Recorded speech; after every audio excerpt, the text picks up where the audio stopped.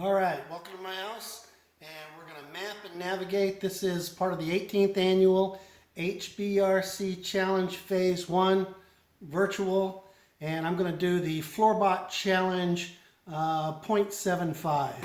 Without any further ado, here you have Ubuntu, there you have the robot, that's the Neato turtle. First thing I always do is I ping the robot so to make sure I have a heartbeat. If anything ever goes wrong, then you go back and check that first to make sure you still have the connection.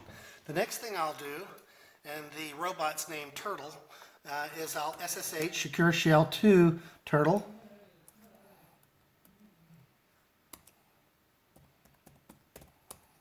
Okay. The next thing I do is I like to synchronize the clocks on the Raspberry Pi inside the Turtle and on the computer using NTP date. So that's the Turtle Secure Shell, and this is a terminal window from the computer or the remote host. This is ROS, by the way, Robot Operating System.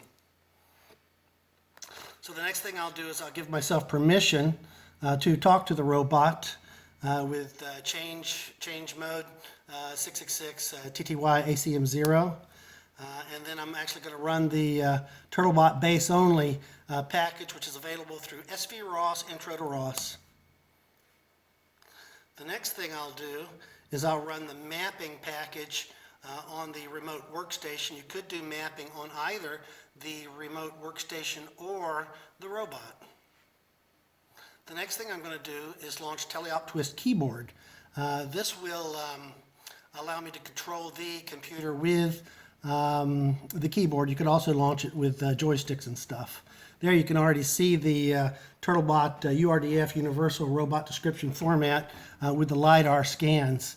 So here comes the Teleop Twist. This allows me to control the robot with my keyboard.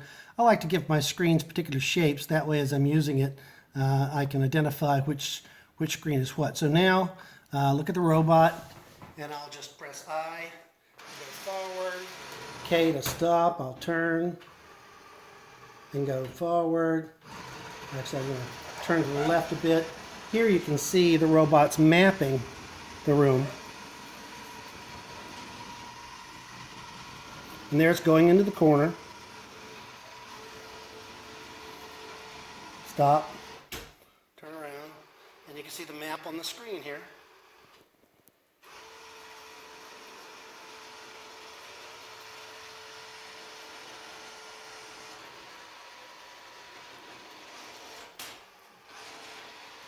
A little wobbly there.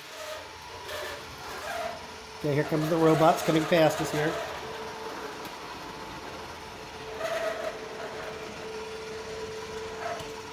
The robot going on through the kitchen here. I'm driving it with the keyboard, creating this map.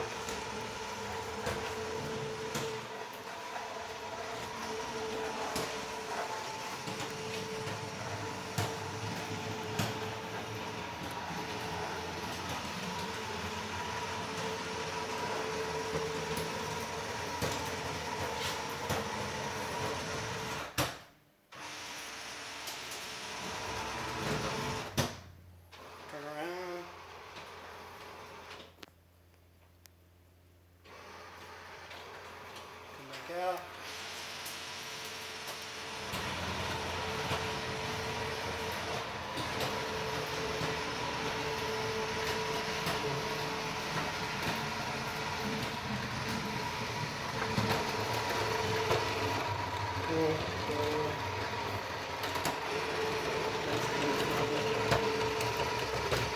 Then we'll go around here to the back side of the map.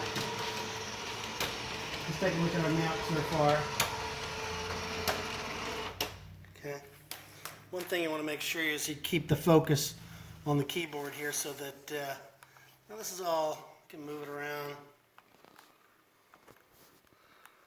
And you can see where the robot here is in the map. And let's just continue on around to finish up the map. One thing I do when the mapping and the navigation is separate. As you map, when you do the you want to save the map before you kill the G mapping or the mapping routine and load in the navigation stack. When you load in the navigation stack, it assumes that the robot is where you started. So if it's possible, try to end up where you started. Now, if you've got a good map, quit while you're ahead and save it and just work with that. So here I've put the robot back where I started. You can see I've driven around. I've made a nice map here. Yeah. Okay. So the next thing to do is to save the map. Open another terminal screen. You have to save the map in a very particular subdirectory. And so there I'll go to that subdirectory, and now I'll run the map saver.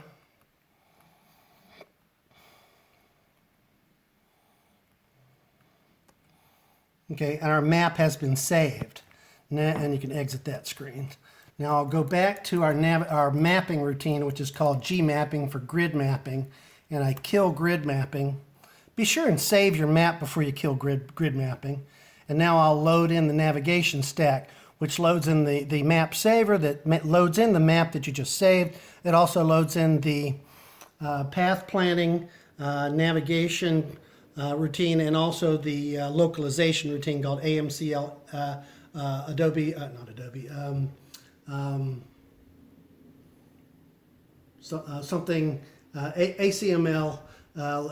it's the localization routine anyways. So now I'm going to load in the navigation stack. Adaptive Monte Carlo localization, thank you. You'll see it load in the map that we just created.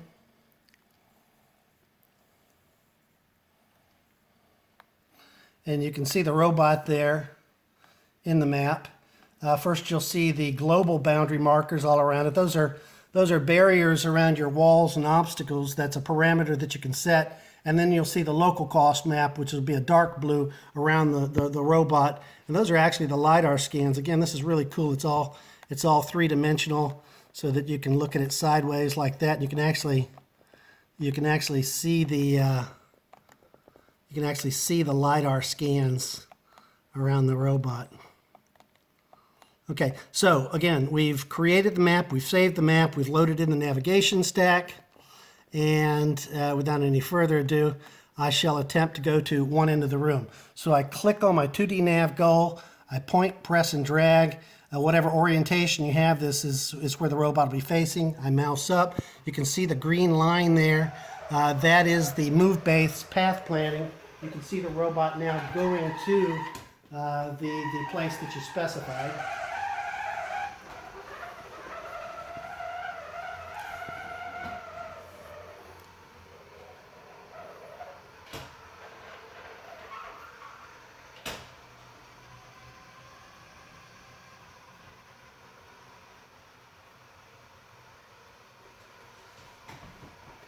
So as it's getting there, we go back to our navigation stack, and you can see it saying, got new plan, got new plan, got new plan.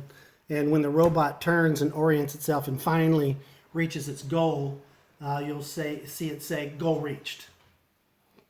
And there you go, goal reached. So we're halfway through this now.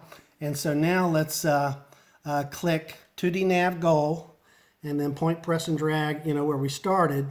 And I mouse up, and now you'll see the robot head to this target, or goal.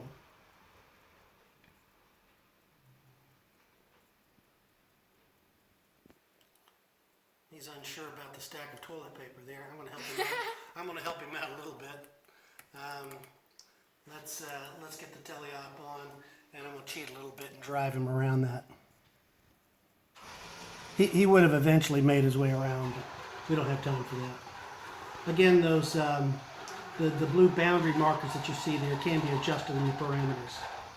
Actually, I'll probably write a node that periodically runs a clear cost map, and that should help in the navigation.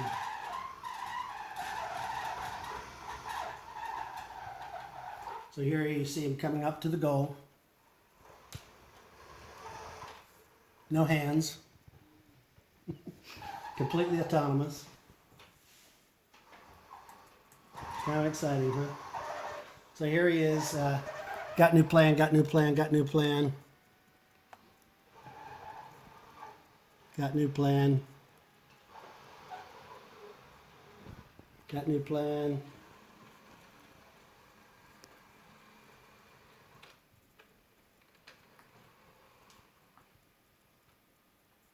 And goal reached. Ta-da! Thank you very much. This is TurtleBot 1 doing FloorBot Challenge 0.75. Thank you very much.